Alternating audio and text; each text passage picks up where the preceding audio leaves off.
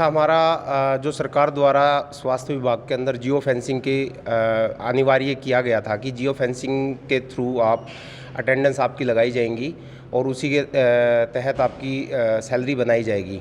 तो इसका हमारी जितनी भी स्वास्थ्य विभाग के अंतर्गत जितनी भी एसोसिएशंस हैं वो पुरजोर इसका विरोध करती हैं, क्योंकि इसके अंदर हमारी जो सिक्रेसी है, प्राइवेसी की भी हानि होती है और इसके अंदर हम सब अपने आप को ठगा हुआ इसलिए भी महसूस करते हैं कि या ना तो दूसरे किसी डिपार्टमेंट में इसको लागू किया गया।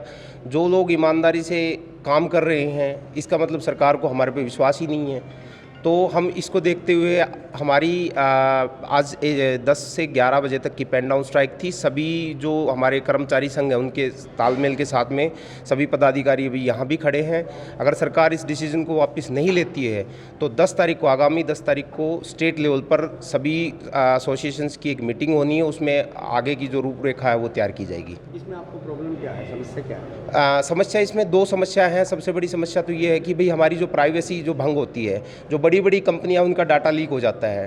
क्या एक जो ऐप है क्या वो इतनी सिक्योर हो पाएगी कि वो हमारा डाटा को लीक ना होने देगी?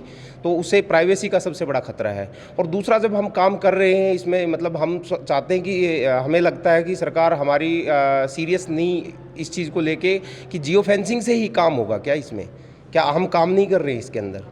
तो 2 चीज़ें हमारे को इसमें हमारा आपत्ति है, इसलिए हम इसका पुरजोर विरोध कर रहे हैं। वापस नहीं लिया जाता है तो फिर आपका क्या कदम क्या होगा? हम किसी भी स्तर के आंदोलन के लिए तैयार हैं।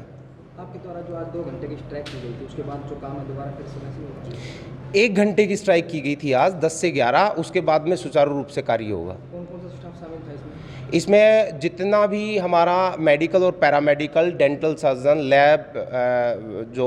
लैब टेक्नीशियंस हैं, फार्मेसी ऑफिसर है, एनएचएम का स्टाफ है, नर्सिंग ऑफिसर्स हैं, जो ओटी का स्टाफ है, हाँ, एमपीएसडब्ल्यू जो एसोसिएशंस है हमारी, तो हर एक रेडियोलॉजी का जो डिपार्टमेंट है, जो एक्सरे टेक्नीशियन है, हर एक पदाधिकारी, हर एक एसोसिएशन के मेंबर्स हमारे साथ में पुरजोर साथ खड़े थे। इसमें देखिए, आज से 2-3-4 साल पहले तक जो हाजिरियाँ लगती थी वो रजिस्टरों में लगती थी। फिर गवर्नमेंट ऑफ हरियाणा की तरफ से एक बायोमेट्रिक अटेंडेंस सिस्टम लेके आया गया।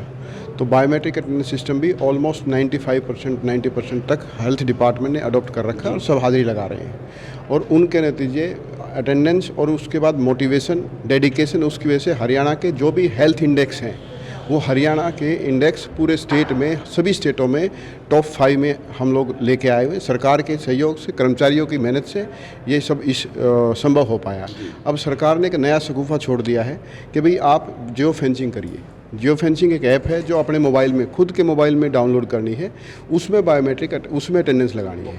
अब उसका परिणाम ये निकलेगा कि एक प्राइवेट कंपनी के पास हमारा, गवर्नमेंट के पास हमारा लोकेशन, एक लड़की है 8 बजे घर से निकल रही है, 9 बजे हॉस्पिटल से निकल रही है, 9 बजे निकल रही है, 10 बजे निकल रही है, उसकी सारी लोकेशन किसी न किसी के पास जा रही है। तो एक हमें एप्रीहेंशन है कि भाई ये हमारी प्राइवेसी को, हमारी सुरक्षा को, दोनों को ब्रीच कर रहा है।